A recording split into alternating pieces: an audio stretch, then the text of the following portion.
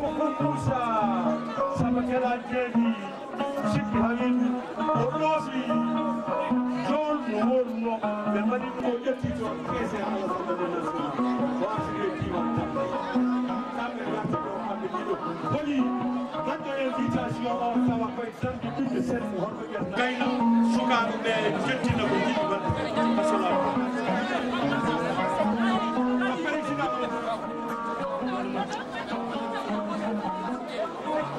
assalamu aleykum on bandiraɓe warka jere wiyon bisimilla minde goɗo wiyon bisimilla e inde fogal harun sani ko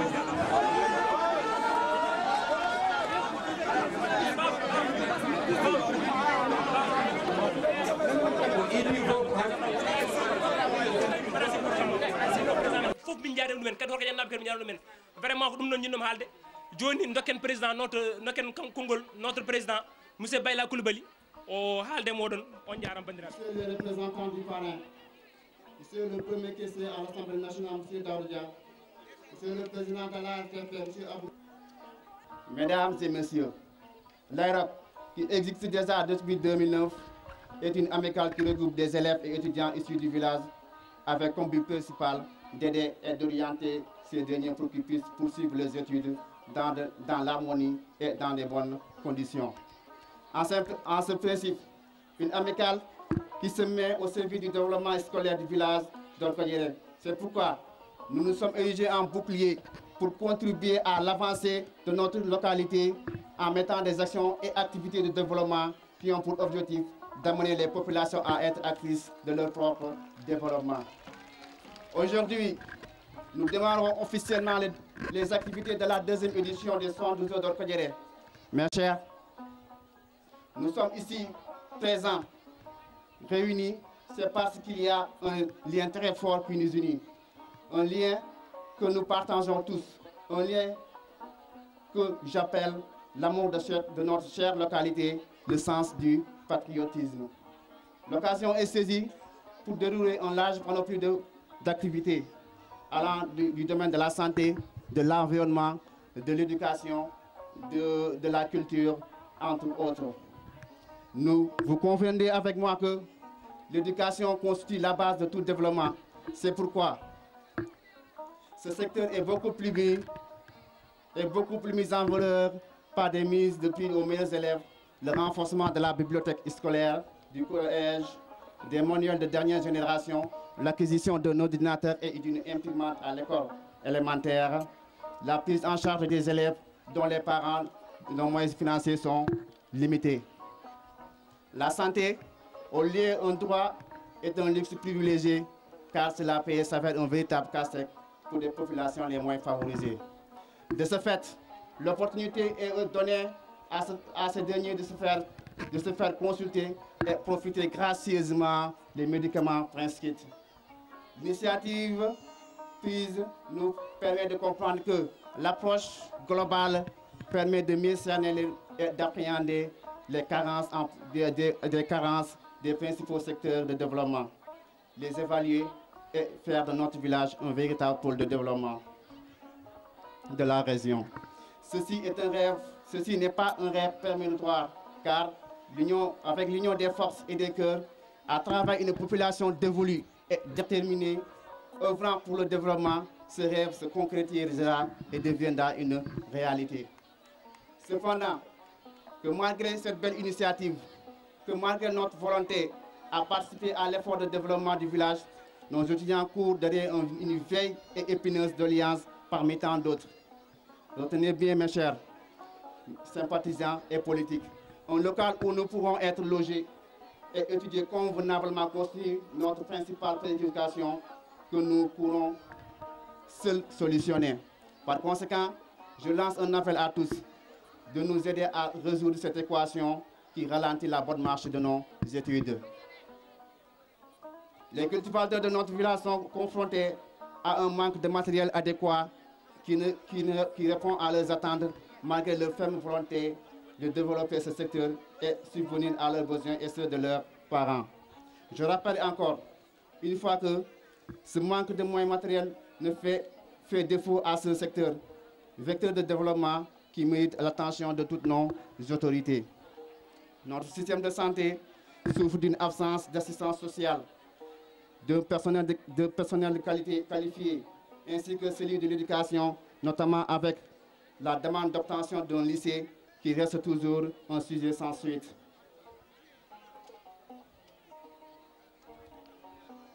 L'éclairage public, l'état défectueux de notre grande mosquée qui menace ruine, la liste est longue. Toutes ces doléances sont des réalités auxquelles il urge de trouver le plus rapidement possible des solutions. Je ne vais pas terminer mon allocution sans remercier toute la population d'Orkadiéré qui n'a ménagé aucun effort, aucun temps, aucun moyen pour que l'événement puisse réussir. L'occasion nous permettra aussi, nous, membres de l'AEROC, de lancer un message d'union à l'encontre de toute la population orkadiéroise, car ce qui nous lie est beaucoup plus important que ce qui nous divise. Il est temps de nous mettre à côté les querelles politiques et œuvrer ensemble pour le développement de notre village. En ce qui concerne l'amicale des élèves et étudiants d'Orkadiéré, cette étape ne fait pas partie de notre feuille de route.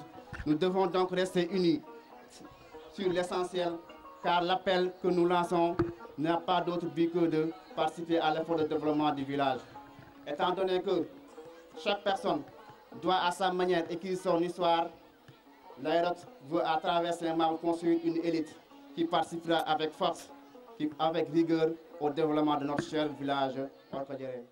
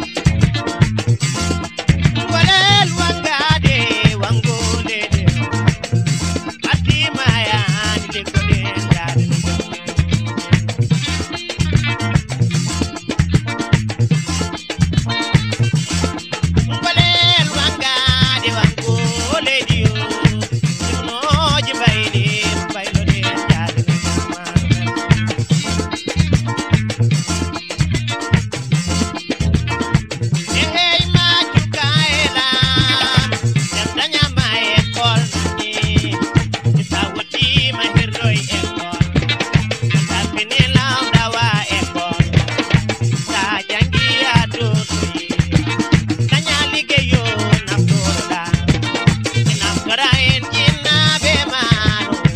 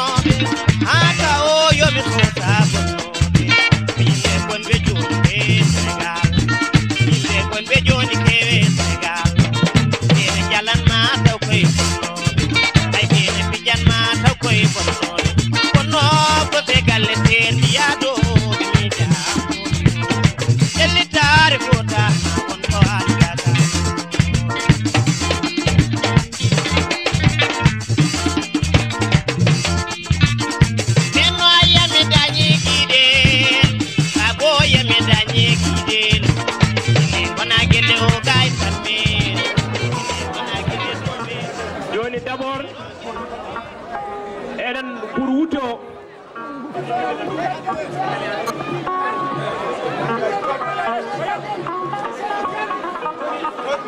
joni en dokkan honorable député Nena Ɓouri on jii bandiraɓe ko oɗo wutti min mbaɗnimo wona min mbaɗnimo ni ko Warkadiéré fof waɗnimo oɗo wutti Warkadiéré fof waɗnimo par ce que omo handi hen bandiraɓe jodde wonɓe kelle bandiraɓe kelle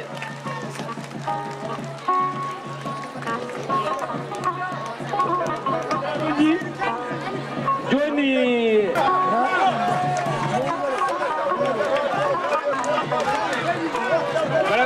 vraiment kanko ɗo financé donc hamin jarnom honorable député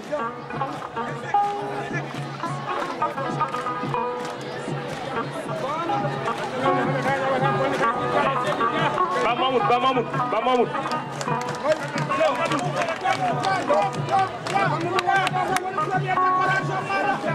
vous restez sur place honorable député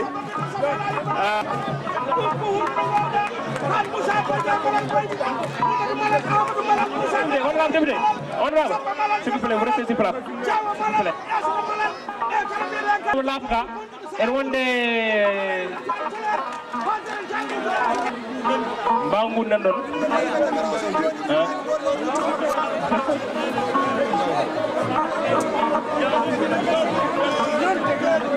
joni tengane nan monsieur le directeur voilà bandiraɓe kelle on image yooɗi on image ɗum ɗon jide on image yooɗi ha maayi bandiraɓe kelle joni noon ko heddi ko boɗuji ɗi joni noon ƴakken dokken Mamadou ɓorinamo en l'occurrence si o ɓorinam padde voilà décoration o timma vraiment il le mérite min mbawno hebde plus min kono ko ɗum ɗon min jogui ɗum ɗon min mbaɗino kono vraiment ñatatako d'accord place après il faut vous donner des pour que vous vous exprimez en français voilà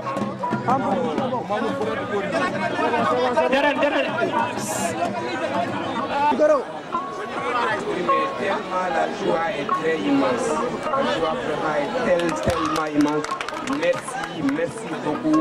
Merci du fond du cœur. Allah jarama on jarama yo Allah teddino no teddinirɗon miñamo no teddirɗo nongol leñol no teddirɗo Warkadiéré no teddinirɗon Fouta. Merci beaucoup. Et élèves ressortissants de Warkadiéré et l'ensemble de la population de cette localité de Warkadiéré. Et je remercie aussi tous les habitants de la communauté rurale de Warkadiéré et tous les élus de la communauté rurale de Warkadiéré. Et à la tête, dès qu'il se trouve, notre ami, le questeur de l'Assemblée nationale, Daoud Dia. Je remercie aussi le parrain de m'avoir fait l'honneur de m'inviter ici, dans cette localité qui m'est très chère. Sinon, je pense que c'est une initiative très bonne, c'est une initiative à saluer, parce qu'une jeunesse qui pense au développement, une jeunesse qui veut développer sa localité, une jeunesse qui veut rassembler toutes les filles et les filles de sa localité, c'est une jeunesse à encourager, à féliciter et à soutenir. C'est pourquoi, dès qu'on m'a invité, dès qu'on m'a fait part de ces 72 heures, j'ai automatiquement abandonné toutes mes activités à Dakar pour venir répondre à l'appel de cette jeunesse.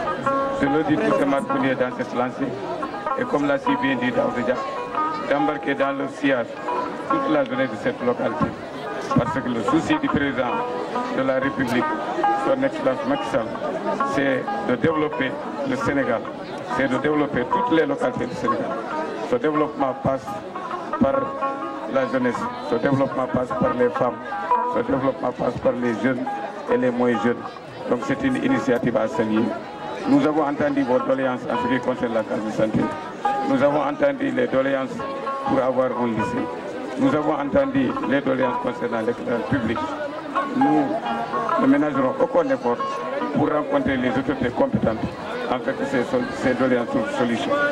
Je vous remercie et je remercie tout le monde.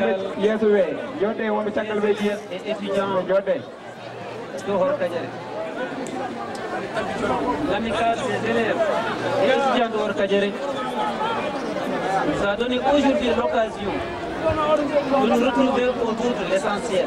C'est le développement de la localité, c'est le développement du département, c'est le développement du Sénégal en général. Si aujourd'hui nous réunissons ici pour célébrer, pour fêter cette initiative, nous disons à cette jeunesse-là bravo. Nous, en notre qualité de parlementaires, en notre qualité de députés, représentants du peuple au niveau de l'Assemblée nationale, nous avons entendu vos doléances.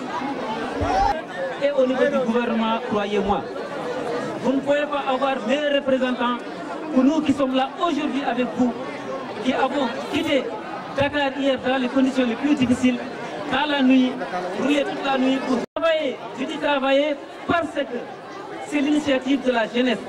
La jeunesse qui a compris, une jeunesse consciente.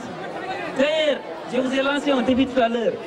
Je dis désormais, vous avez, les capacités intellectuelles, vous avez des compétences techniques, de regrouper toute la communauté rurale et au-delà, tout le département de Kanel autour de l'essentiel qui est le développement. Donc cette initiative que nous saluons, et nous saluons également la promptitude de M. Bokar Diop qui a voulu répondre à votre appel pour financer entièrement vos activités et nous saluons cette initiative-là. Nous saluons également la présence de M. le directeur de l'ARTP, Aboulo, qui a également fait le déplacement depuis Dakar. À travers lui, je salue toute la délégation qui l'accompagne. Je salue également la délégation qui m'a accompagné, les honorables députés, les conseillers économiques, sociaux et environnemental, avec qui nous avons fait le trajet ensemble pour venir vous soutenir, pour venir vous dire que nous sommes derrière vous, nous sommes entièrement avec vous et nous défendons votre cause. C'est une cause noble et je vous remercie. Je remercie toute la communauté rurale, je remercie tout le département. Spécial à Dembosek, mention spéciale à toute la population d'Orkadiéré, mention spéciale à tous les membres d'Aéroc, mention spéciale à tous nos invités, mention spéciale à toutes ces autorités qui ont venu aujourd'hui honorer cet événement par leur présence effective. Son Excellence, Monsieur le Premier Président de l'Assemblée nationale, nous vous remercions d'Aloutia, merci. Nous remercions aussi Aboulo, nous remercions, la liste est trop longue, je ne peux pas citer, sinon je risque de marcher sur ma langue. Donc, Amin Bouya Hajonitan, Payen Petit.